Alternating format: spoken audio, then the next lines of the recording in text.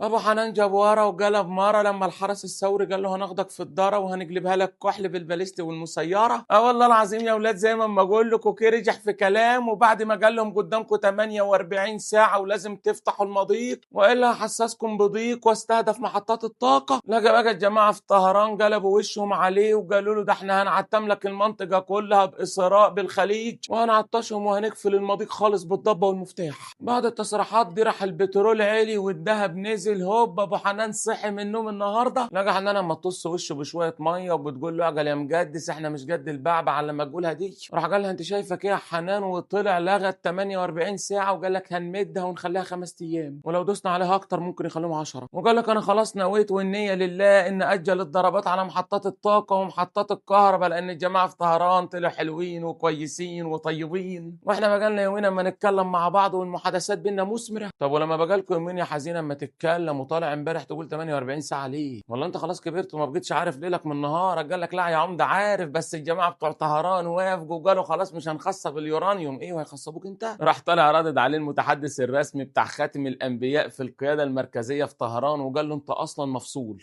وطلعت القياده هناك والحرس الثوري قالوا لك ما فيش اي مفاوضات حصلت، وترامب بس اما يحاول يخبي على فشله العسكري بالكلام، والعدو مهزوم واحنا هناخد تعويضات منهم وهنفضل مكملين في استهداف الاصول الامريكيه والاصول بتاع اللي ما يتسموا. ونزلوا برضه دعك تاني النهارده في اخوات النيتن في ديمونه وتل هباب وعراض، والباليستي رشك في اهدافه بعد فشل منظومه مقلاع داوود بتاعتهم عن الصد والرد. وقال لك كمان ما خليناهمش واستهدفنا قاعده الازرق في الاردن ووريناهم العفاريت الزرق، وحطمنا طيارات اف 16 واف 15 واف 17 لو عايزين، واستهدفنا تمركز المقاتلات. طبعا هو المجدس ترامب لقى نفسه مش قد الكلام، وان لو استهدف محطات الطاقه والكهرباء المدارس والبيوت والناس هناك الدنيا هتعتم عليهم ومش هيلقوا حتى ميه، ودول مش شعب كيوت زي اللي عنده في امريكا ولا زي بتوع الخليج. لا يا بيه، ده ناس عندها عقيده ومتطرفين وهتيج ودماغهم ناشفه، ولو عمل معاهم كيه مش هيرجع يقولوا له احنا اسفين يا ترامب. لا يا بيه، دول هيعنوا ده اكتر وهيخلوا المنطقه كحل والبترول هيغلى وهيبقى سواد ما بعده سواد. ايوه يا عمده دلوقتي طب هو مين لما يكذب، ترامب ولا ارانران؟ اقول لكم انتوا عارفين ابو حنان طول عمره جعجاع. بص هو مفيش اي مفاوضات حصلت لكن في اتصالات. اكسيوس قالت لك ان في مسؤول امريكي طلع وقال لك ان في اتصالات عن طريق مصر وباكستان وتركيا، ومصر هي اللي بدات الليله وجست نبض الطرفين. طهران قالت لك عندي طلبات يا مصر: رقم 1 ضمان عدم الاعتداء مره تانية، رقم 2 ان هم يعوضونا عن كل الاضرار اللي حصلت لنا، رقم 3 بقى رفع العقوبات عننا بشكل كامل، رقم 4 يعترفوا قدام العالم كله ان هم اللي بداوا بالاعتداء علينا. موقع اكسيوس بقى وصف الشروط دي بانها بالغه الصعوبه. امريكا الثانيه برضو قالت يا مصر احنا عندنا برضو طلبات، اولها وقف المشروع النووي ووقف الباليستي وان هم يبطلوا يدعموا الحلفاء اللي في المنطقه. طبعا الكلام ده هزار وضحك على الدجون لان الطلبات دي هي اللي كانت مطلوبه قبل المعمعه ما تبدا، فدي مجرد طلبات تمت بوساطه مصريه لكن لا قعدوا مع بعض ولا تفاوضوا.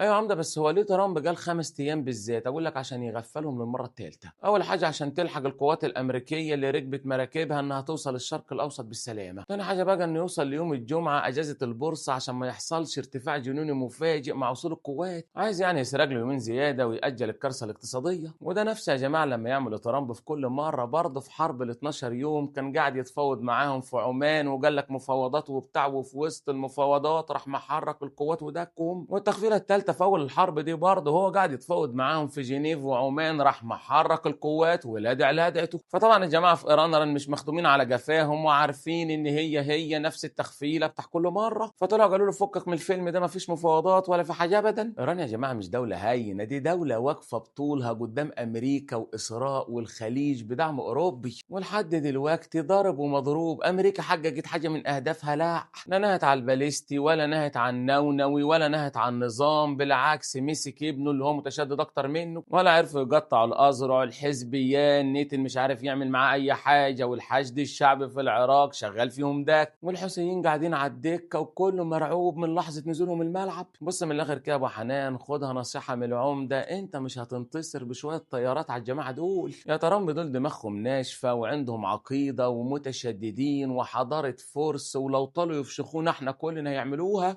احنا بس بنشجعهم عشان فرحانين فيك وفي اللي ما يتسموا. وبعدين ما انت جربت نفس الخطه دي مع الحوثيين ونشنت عليهم بالطيارات الاف 16 والاف 15 وضربت عليهم بالام 2 والام 3 والايفون 17 برو ماكس انت والخليج وكل دول اوروبا وما فلحتوش. والحوثيين دول يا دوبك ذراع من الاذرع بتاعتهم، ما بالك بقى بالدوله الام. انت بقى عشان تنفذ طلباتك المستحيله اللي انت عايزها دي لازم تجمع لك يجي مليون 2 مليون جندي وتخش على الارض كده زي ما عملت مع العراق. وبرضه خلي بالك مش هتفلح لان الشعب كله هيتحد ضدك اول ما الدعك يبدا. انا مش عاجباني دماغك، خد بالك انت حالك فين. فمن الاخر كده يا معلم ترامب، انت قدامك حلين مالهمش تالت. الحل الاولاني انك تتنازل عن شويه من طلباتك وتجيب مصر والوسطى وتروح تصطلح، وساعتها بقى النظام هناك هيبقى طلع من المعمعه دي اقوى من الاول ويبقى هم اللي كسبوا. وانت بقى تطلع تعمل زي ما تعمل كل مره وتبعبع وتقول للدنيا كلها انا كسبت وحققت اهدافي، والناس كلها تشاور عليك وتقول لك يلا عبيط يا بتاع حنان، فتطلع على جزيره ايبستن تسكر وتنسى. ايوه طب والحل التاني يا عم؟ ده اقول لك انك تعند وتخش بري وساعتها هتتنفخ نفخه العمر وشعبك مش هيرحمك. بص انا مضطر اصالحك، انت غرست ابو حنان وابو قير سوحك ولازم تدفع الثمن. في وسط بقى المعمعه دي كلها مصر عايزه تامن نفسها في الغاز، فبعتت جابت سفينه عملاقه بتاعت حفر اسمها فلاريس، وصلت النهارده البحر المتوسط عشان تحفر 4 ابار جديده بتوع غاز. يا فرج الله، حد سامعني؟ حد شايفني؟ شيروا له وابعتوا له.